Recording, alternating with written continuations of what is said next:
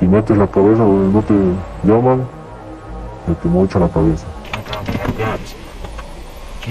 Go. Listen, we all know Mexico's drug cartels can be especially cruel when dealing with anyone who stands in their way, but let me ask you this. When you think of cartels, what do you think is their weapon of choice? I'm betting you're probably thinking of something along the lines of knives or guns. So what if I told you that they're now using drones to launch their vicious attacks? ¿Un dron o qué?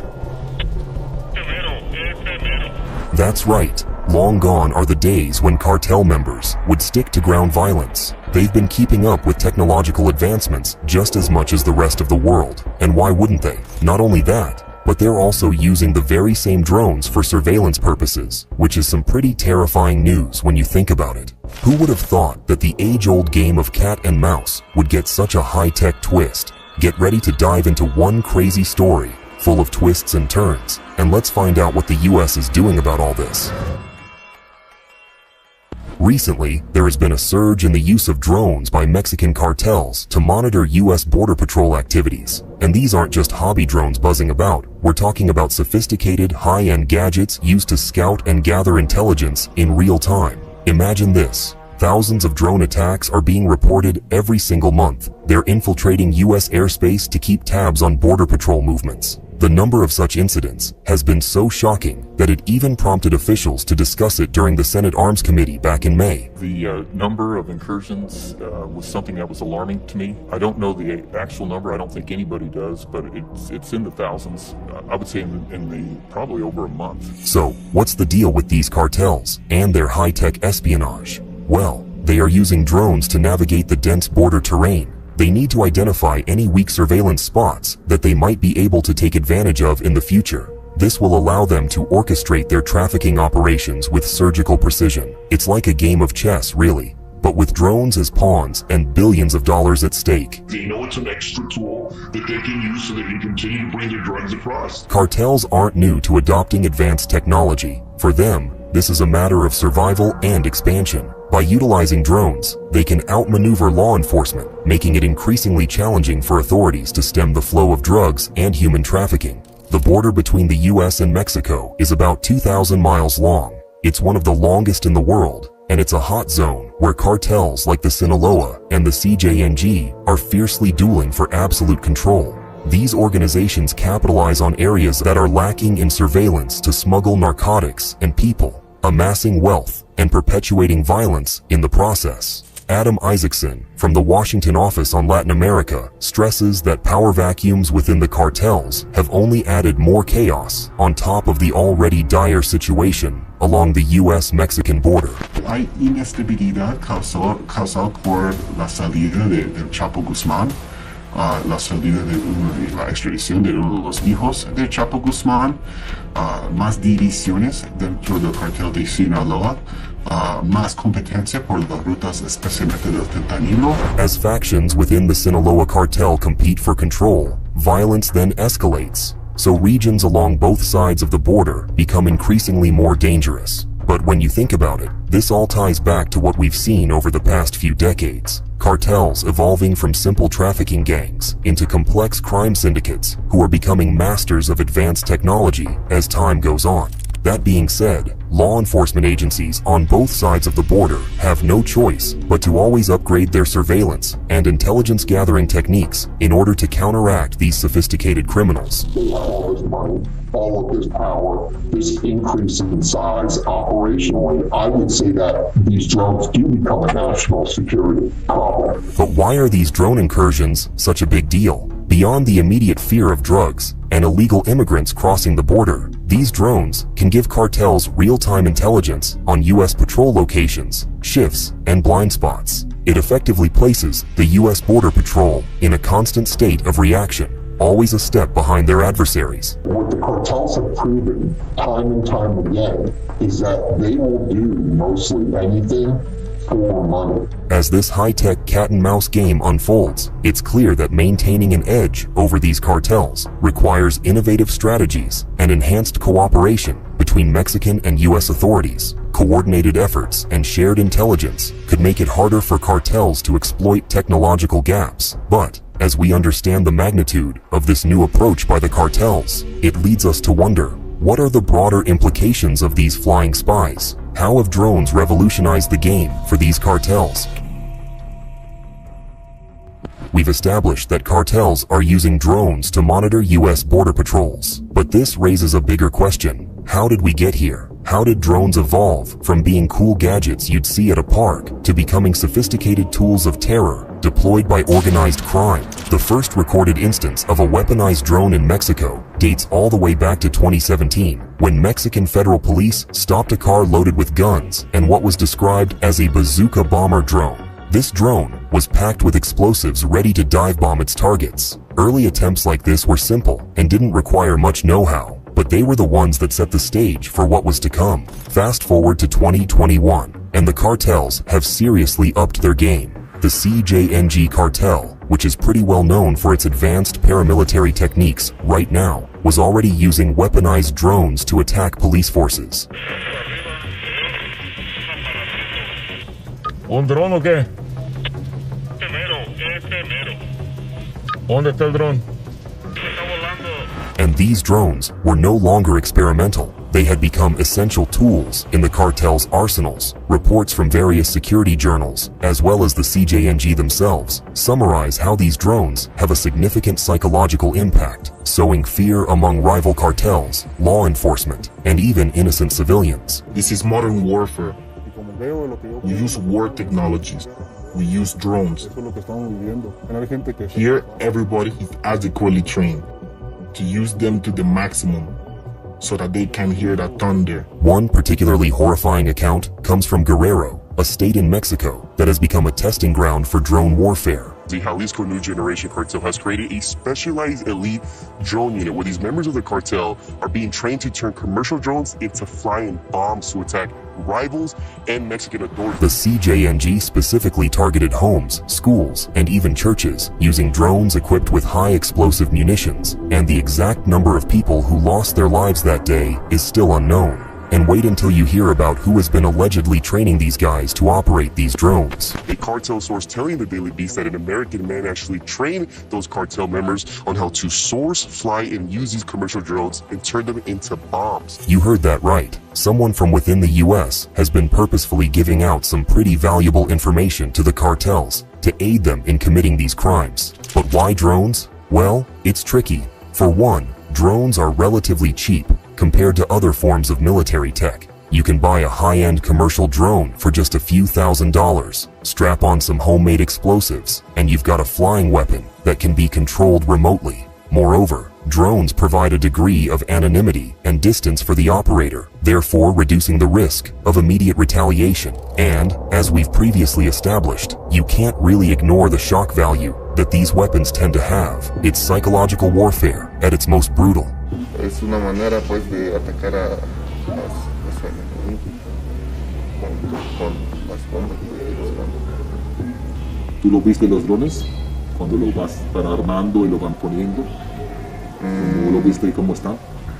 Están grandes, son drones grandes. And it's not just about dropping bombs. Many cartels are exploring drones' potential for surveillance. This capability comes in handy for various illicit operations, such as scouting new trafficking routes or keeping an eye on rival gangs and police activities. Drones can fly high above, capturing real-time data and transmitting it back to operators who can make quick, informed decisions. As these drones crisscross Mexican skies, trafficking narcotics isn't the only concern. They also pose risks to U.S. national security. Flying in the skies over the Rio Grande Valley. 10,000 cartel drone incursions and 25,000 drone sightings were recorded last year in the sector alone. Scouts watching every move being made on the U.S. side. These drones aren't just a nuisance. They gather crucial intelligence on U.S. Border Patrol activities, further complicating an already challenging task. The adversaries have 17 times the number of drones, twice the amount of flight hours, and unlimited funding to grow their operations.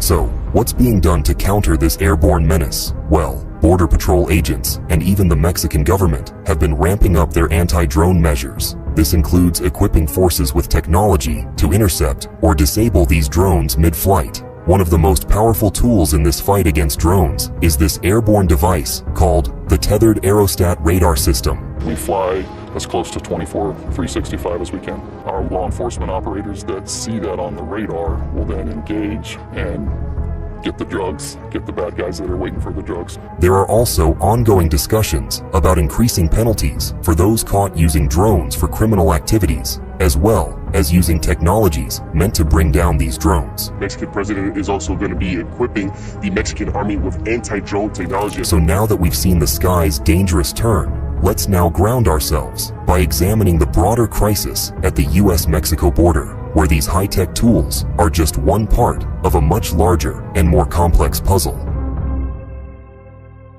The US-Mexico border is more than just a geographical frontier. It's a hotspot where things like drug trafficking, human smuggling, and organized crime collide violently. Imagine you're cruising down a sunlit highway, enjoying the open road. Suddenly, your joyful drive comes to an abrupt halt as a group of heavily armed men steps onto the street, and they're not law enforcement or the military. This isn't a scene from an action-packed gangster movie. It's an everyday occurrence in regions dominated by cartels. Guárdame el teléfono, por favor, porque no te lo quiero quitar. Ok. Guárdamelo. Oh, no, que tenemos el mapa, nomás. Bueno, hay que ponerle $1000 aquí para la mañana, 500 y 500 para que se me vaya bien. These encounters can range from benign to straight up terrifying. Go. These checkposts are run by ruthless cartels like Sinaloa and the CJNG. One of the most alarming facts about the current border crisis is how deeply involved these cartels really are. They've essentially set up shadow governments, setting their own taxes, enforcing their own laws through violence, and challenging the state's control. Businesses operating in these areas are subject to relentless extortion. Residents live in constant fear, and corruption seeps through the very fabric of law enforcement and politics. There's no security here, no peace, no tranquility. There's only fear. Crying and fear. The presence of cartels stifles economic opportunities. Beautiful, historic parts of Mexico become ghost towns as word spreads about the dangers of traveling through cartel territory. Tourists stay away, businesses suffer, and entire communities face economic ruin. The grip of fear is palpable, reaching far beyond the immediate threat of violence. The Mexican government's efforts to combat these criminal syndicates have included deploying thousands of military and federal police officers along the border. Adding to the chaos, the cartel's advanced tactics create a cat-and-mouse game with law enforcement. For instance, new groups like CJNG came into the picture, and they even more brutal than their predecessors. Si metes la cabeza donde no te llaman, se te mocha la cabeza. These groups weren't just dealing drugs, they were engaged in an ongoing struggle for dominance, marked by brutal displays of power and control. Gruesome displays of power by the cartels are not uncommon. They are finding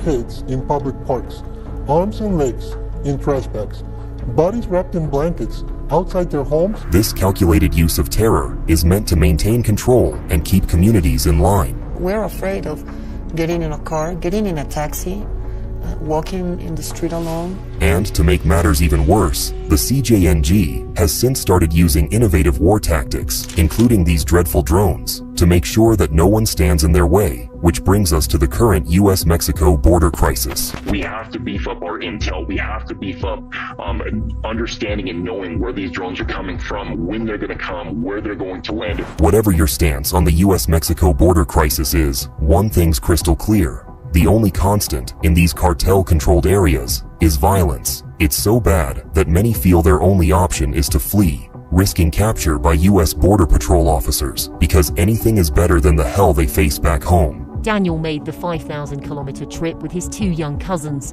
to escape gang violence and poverty back home. There's one reason, and one reason only, for the ongoing crisis, and that's profit. We're talking about billions of dollars at stake here, and cartels are more than happy to reach out and grab as much as they can. And the fentanyl crisis that's currently gripping the United States is a testament to this. The quest for higher profits has led cartels to produce fentanyl, a synthetic opioid 70 to 100 times more powerful than morphine. It's cheap and easy to produce, and the smallest amount can always be lethal. If you don't go after who the problem is, which is these cartels, and crush their labs, you're just seeing the beginning. This crisis has claimed tens of thousands of lives across every demographic, and judging by the sheer quantities that make their way through the border, this crisis isn't showing any signs of stopping anytime soon. Americans are now more likely to die from an accidental opioid worse than in a car crash. Families are shattered by addiction, healthcare systems are overwhelmed, and the criminal justice system buckling under the pressure of drug-related crimes. The human cost extends far beyond those who overdose. Entire families are ruined. So when you hear their testimonies, it's hard not to find them heart-shattering.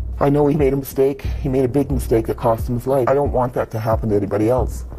I'm devastated. I'm heartbroken. I'm shattered. In the end, people on both sides of the border are suffering as we speak. Regular folks are enduring unimaginable violence and terror, driving them to desperate measures. When it comes to the US-Mexico border, every inch feels like it's rocking on the edge of becoming the next big smuggling route. Think about it. Over 2,000 miles of shared border. How do you even begin to lock down that kind of expanse? It's a nightmare scenario with no easy answers. And US officials have proposed a wide range of solutions, ranging from drastic measures, such as former President Donald Trump's initiative to send actual kill squads to tackle the cartel leaders head-on, or Biden's more tame approach of dealing with the root causes of the current fentanyl epidemic in order to slow down the unhindered demand for the drug. Sadly, however, actual progress has been slow, and cartels are still carrying out these operations as we speak. So let's dig deeper into these plans and see what their possible outcome might look like.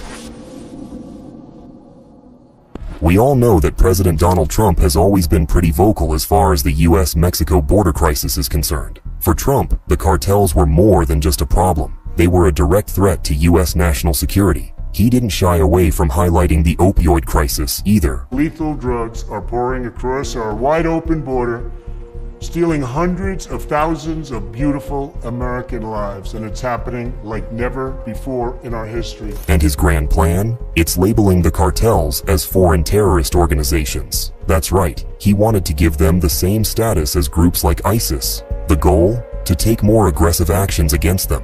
He boasted that his administration had significantly reduced drug trafficking through new border barriers and increased patrols, but critics didn't seem too convinced, saying the drugs and violence kept flowing regardless. But here's where it really gets wild. Trump allegedly floated the idea of sending US military forces straight to Mexico. You also said recently that if you're reelected, you would send special forces and quote other military assets to Mexico to stop the drug cartels. War on cartels.